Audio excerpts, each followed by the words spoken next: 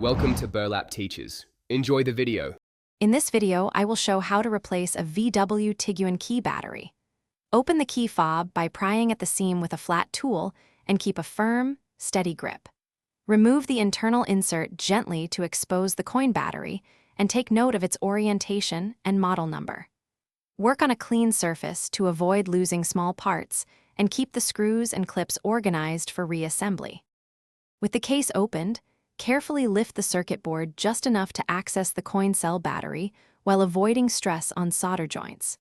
Use plastic tweezers or a fingernail to pop the battery out, paying attention to the positive side facing up for orientation.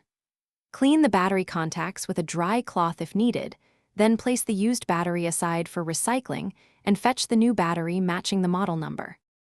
Place the new battery into the slot with the same orientation as the old one, confirming the positive side is correctly aligned with the contact.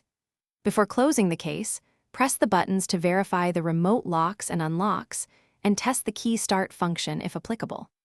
If all operations work, reseat the circuit board and snap the housing halves together, ensuring clips engage and the seam is flush for a secure finish.